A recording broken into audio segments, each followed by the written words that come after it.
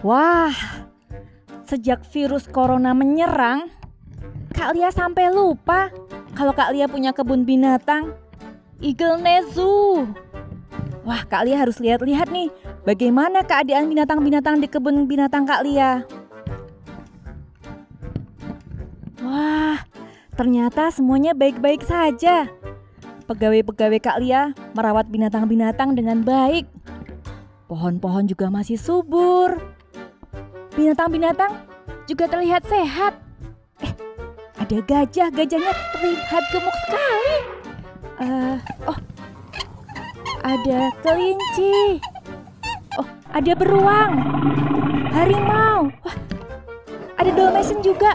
Semuanya sehat-sehat. Ternyata kebun binatang milik Kak Lia semuanya berjalan dengan baik. Ada apa itu? Sepertinya binatang-binatang sedang berkumpul. Sepertinya mereka sedang mengadakan acara. Kita lihat yuk adik-adik, apa yang mereka lakukan.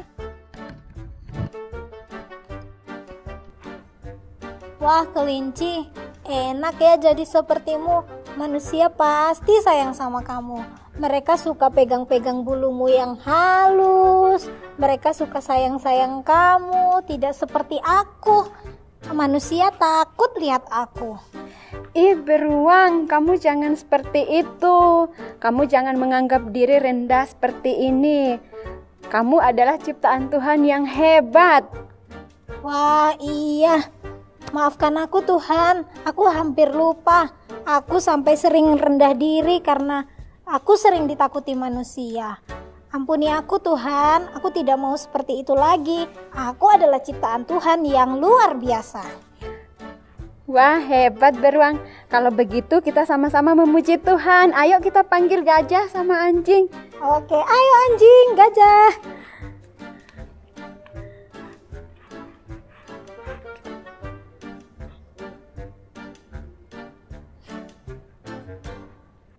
Shalom adik-adik semua. Apa kabar hari ini? Kak Hergi berharap adik-adik semua dalam keadaan sehat-sehat. Puji Tuhan, kita bisa kembali bertemu lagi di ibadah online Eagle Nest. Nah, hari ini kita mau memuji Tuhan. Yuk kita sama-sama memuji Tuhan.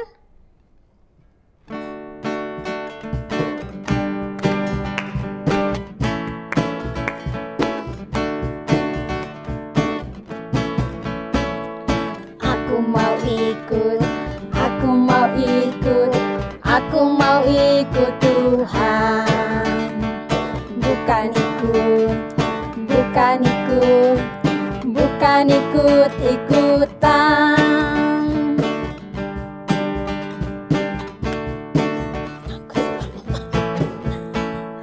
Aku mau ikut, aku mau ikut, aku mau ikut Tuhan.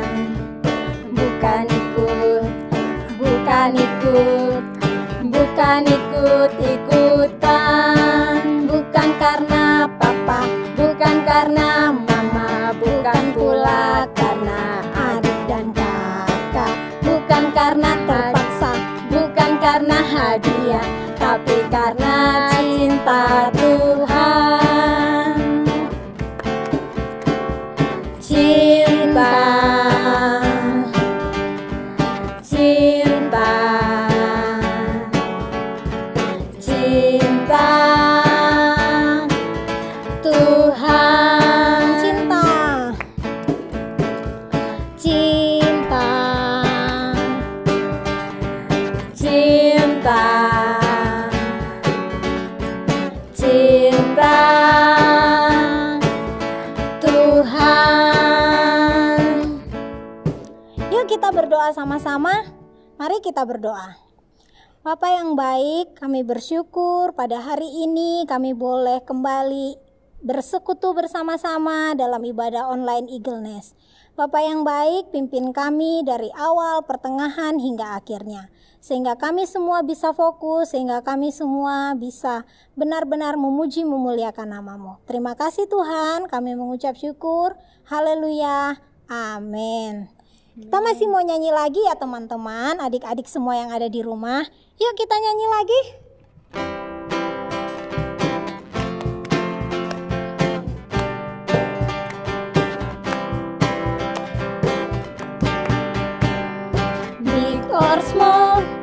short and tall, semua dicintainya. Tuhan membuat kita berharga. Bekerja, berkarya, bagi kemuliaannya. Bersama Tuhan aku bisa.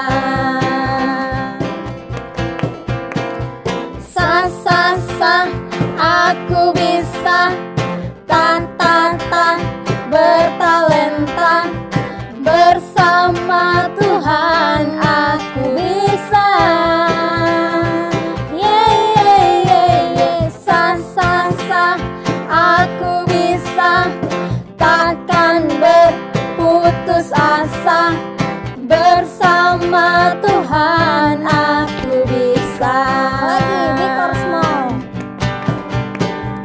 Big or small, short and tall, semua dicintainya. Tuhan membuat kita berharga. Bekerja, berkarya, bagi kemuliaannya. Bersama Tuhan aku bisa.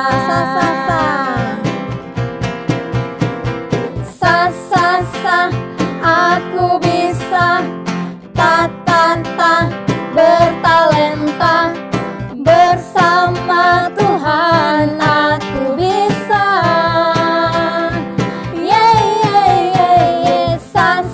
Sa, aku bisa.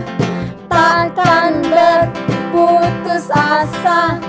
Bersama Tuhan aku bisa. Lagi, big or small? Big or small, short and tall, semua dicintainya. Tuhan membuat kita berharga. Bekerja, berkarya, bagi kemuliaannya. Bersama Tuhan aku bisa. Sa, aku bisa. Ta, bertalenta. Bersama Tuhan aku bisa.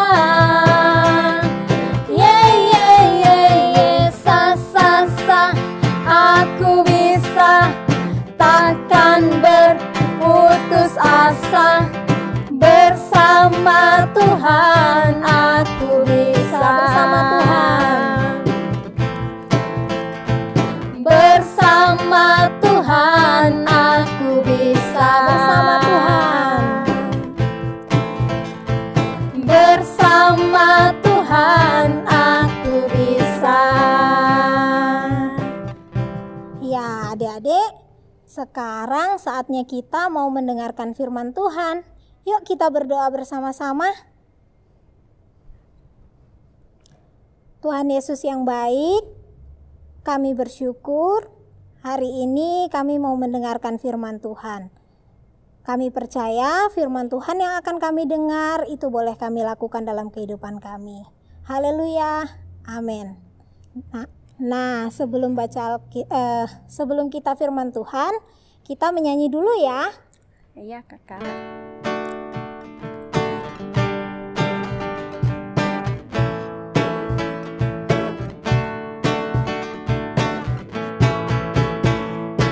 Baca kitab suci, doa tiap hari, doa tiap hari, doa tiap hari.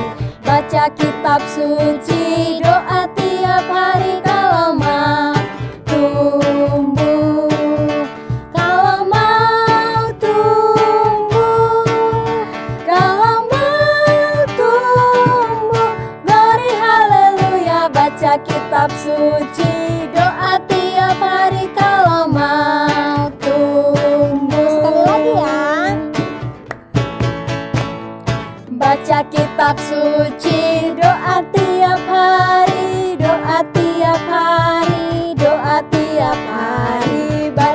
kitab suci, doa tiap hari kalau mau tumbuh.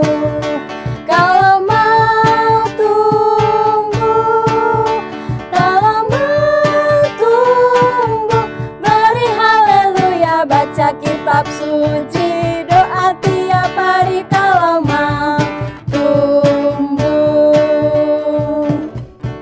Nah, kita mau dengarkan firman Tuhan dari Kak Lia. Yuk kita panggil Kak Lia.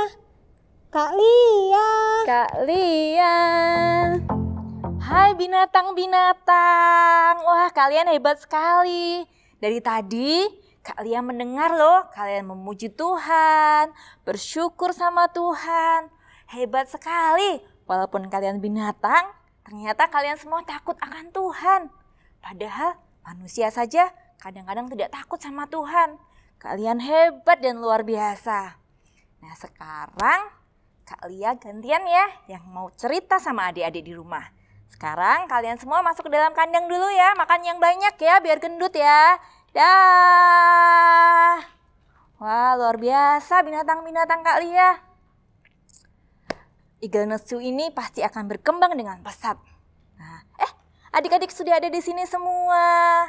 Sekarang giliran Kak Lia akan bercerita tentang firman Tuhan pada pagi hari ini. Adik-adik masih ingat ya cerita minggu lalu ya? Nah, minggu ini Kak Lia juga akan masih menceritakan hal yang sama tentang hikmat untuk bersaksi. Bacaannya diambil dari Kisah Para Rasul. Coba adik-adik ambil dulu Alkitabnya. Sudah diambil belum? Oke, sudah ya. Kita buka sama-sama ya. Di Kisah Para Rasul 4 ayat 1 sampai 22. Kali ulangi lagi ya.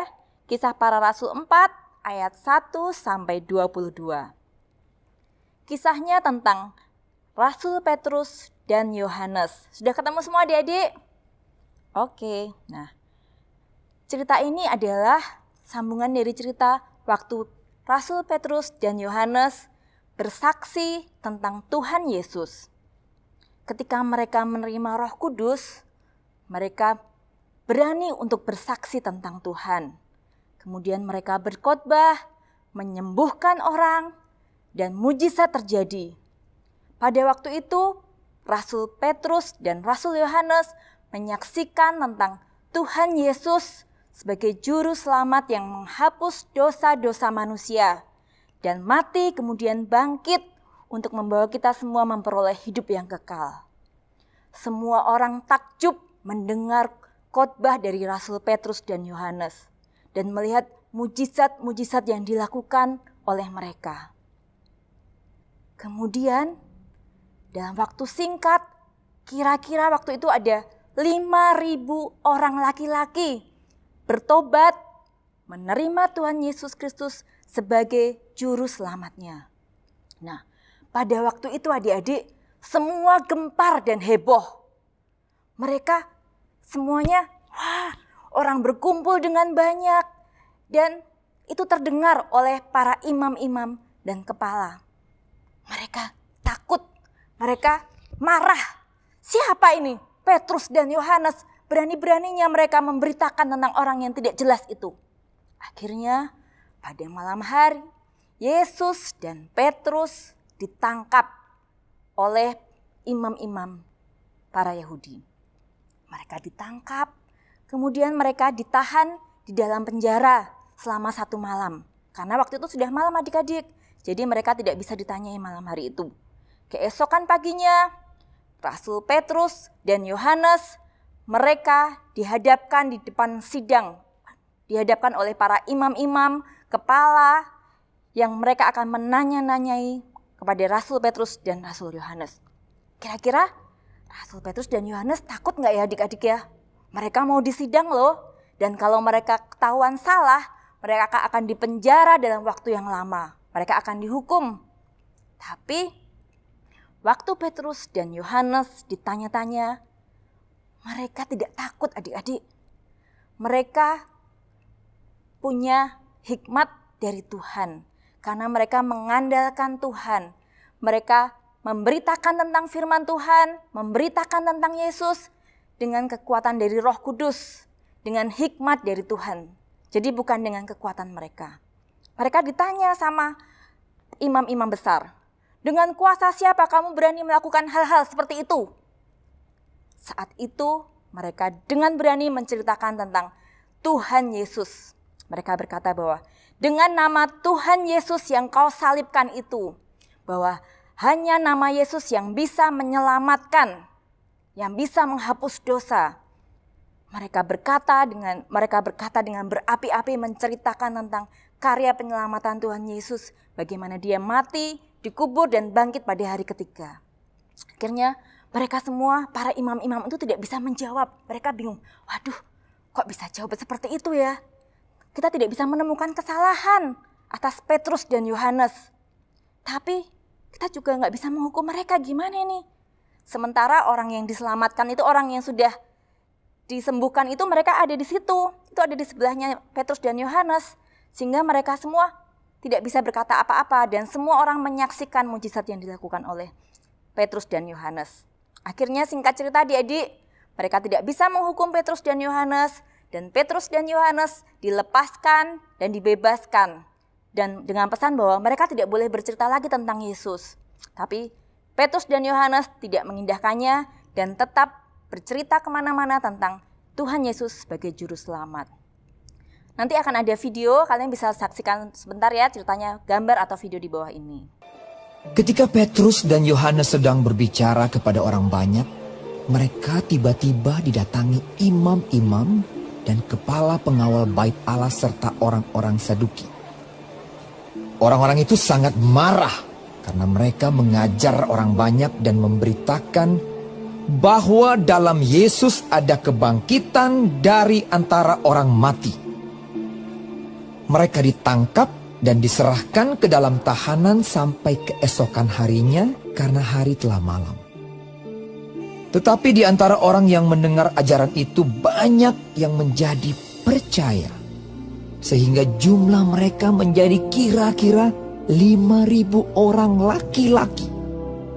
Pada keesokan harinya, pemimpin-pemimpin Yahudi serta tua-tua dan ahli-ahli Taurat mengadakan sidang di Yerusalem dengan imam besar Hanas dan Kayafas, Yohanes dan Alexander, dan semua orang lain yang termasuk keturunan imam besar.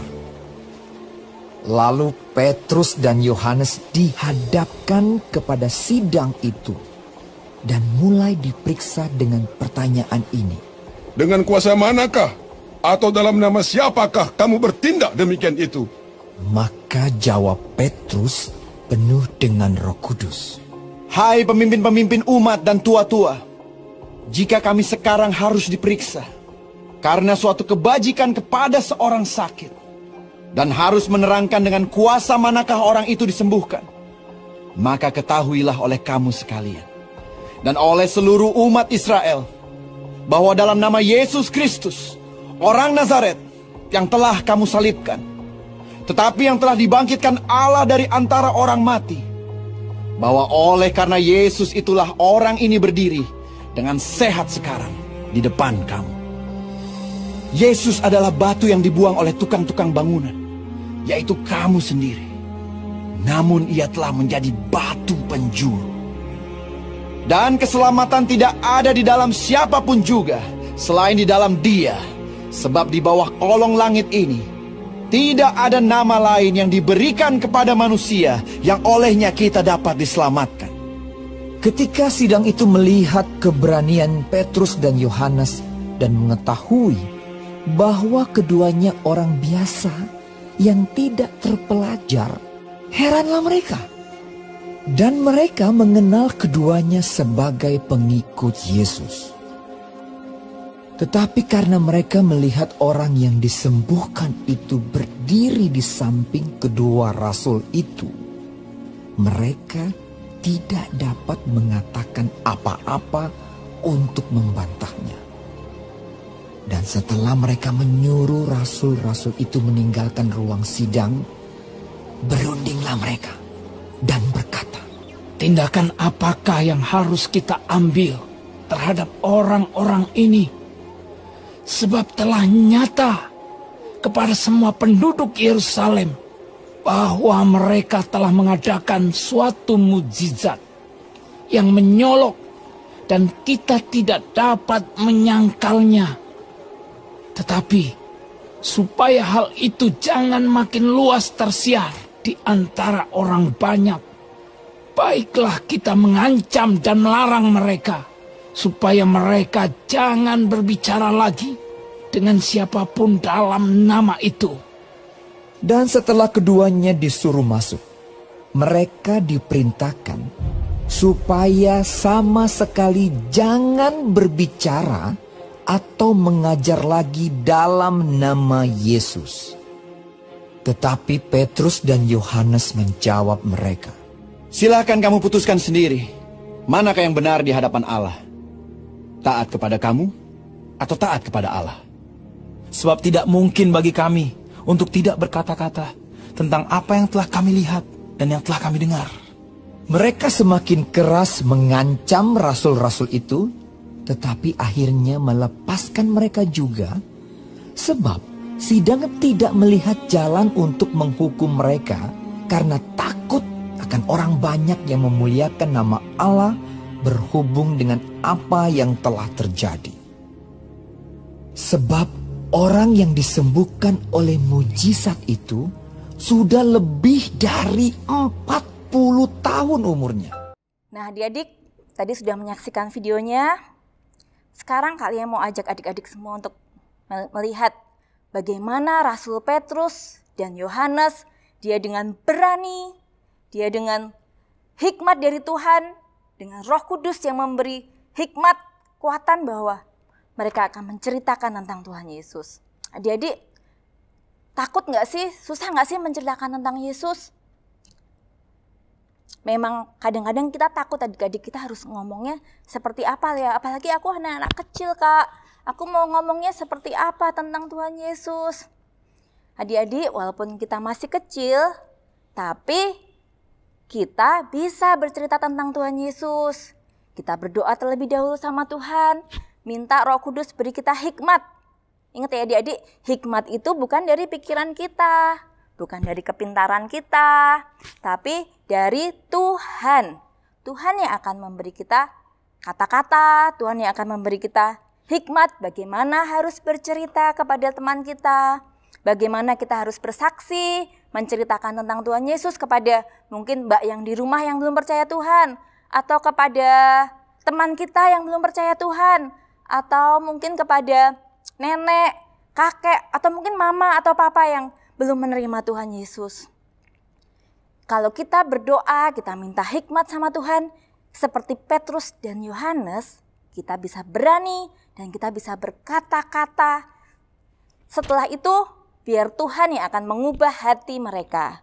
Jadi tugas kita bukan mengubah hati mereka, kita rayu-rayu, ayo kamu harus percaya Tuhan. Tidak, tapi Tuhan yang akan mengubah hati mereka. Tugas kita hanya bersaksi dan menceritakan tentang Tuhan. Nah adik-adik, Kak lihat ada video tentang bagaimana seorang anak kecil dia bisa bercerita dengan begitu luar biasa tentang Yesus yang mereka percaya.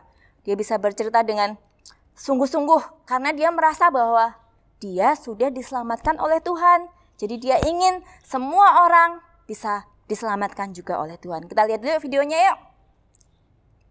Hi everyone, I'm glad we're back today. I want to tell you about God. God is Jesus, and Jesus is God.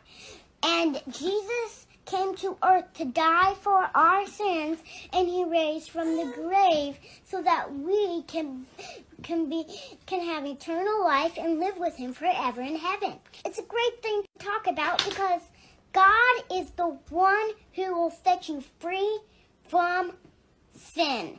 And sin is the bad stuff we do, and the bad stuff we think, and the bad stuff we say, and the bad stuff we do, and the bad stuff we say, like lying and not being truthful. Sin is just on our hearts, but God takes it and puts it on his own son while he's dying on the cross. He took our sin so that we can live with him forever. And that's amazing.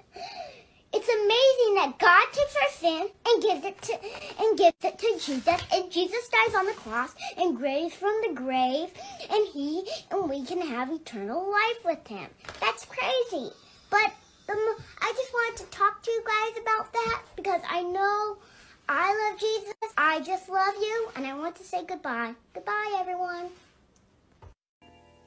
Oh, darah Tuhanku, sumber pembasuhku, sucilah hidupku, hanya oleh darah Yesus. Nah, luar biasa ya, seorang anak kecil bisa bercerita dengan menggebu-gebu siapa Tuhan Yesus yang mati, menyelamatkan hidupnya, dan memberi kehidupan yang kekal, menanggung segala dosa-dosa kita.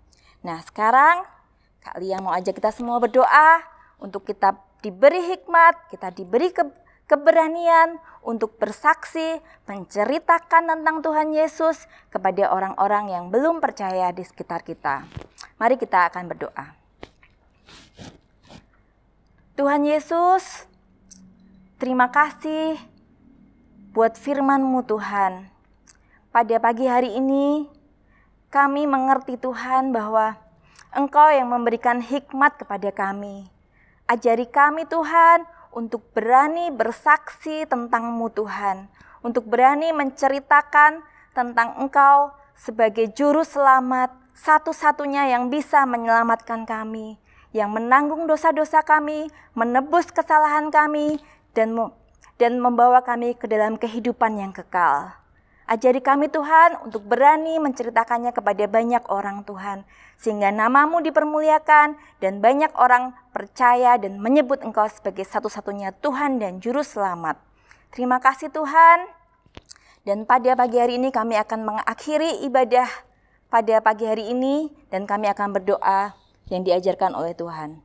Bapa kami yang di surga, dikuduskanlah nama-Mu, datanglah kerajaan-Mu, jadilah kehendak-Mu di bumi seperti di surga. Berikanlah kami pada hari ini makanan kami yang secukupnya, dan ampunilah kesalahan kami seperti kami mengampuni orang yang bersalah kepada kami. Dan janganlah membawa kami ke dalam pencobaan, tapi lepaskanlah kami dari yang jahat. Sebab Engkau-lah yang mempunyai kerajaan, kuasa dan kemuliaan sampai selama-lamanya. Mari kita berdoa adik-adik, biarlah kuasa dari Tuhan Yesus mengalir dalam hidup kita, dalam hidup adik-adik, menyertai kemanapun adik-adik berada, dan Tuhan memberkati segala apapun aktivitas yang dilakukan oleh adik-adik. Di dalam nama Tuhan Yesus Kristus, kami berdoa dan mengucap syukur. Haleluya, amin. Dadah adik-adik. Ya adik-adik, siapa yang sudah dengar ceritanya baik-baik tadi? Menarik bukan? Kita diajarkan untuk menceritakan kebaikan Tuhan dalam kehidupan kita. Kita semua pasti pernah kan merasakan kebaikan Tuhan. Tuhan pasti pernah menolong dalam kehidupan kita.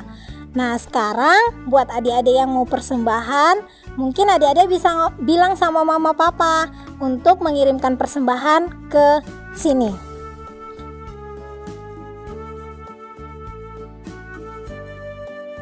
Tugasnya untuk minggu ini, adik-adik bisa ceritakan kebaikan Tuhan yang pernah adik-adik alami kepada kakak-kakak mentor. Silakan diceritakan ya. Sampai jumpa lagi di Eagle Nest berikutnya. Oh ya, buat adik-adik yang belum ikut ibadah interaktif, segera daftarkan diri kalian ya. Jangan sampai ketinggalan. Dadah!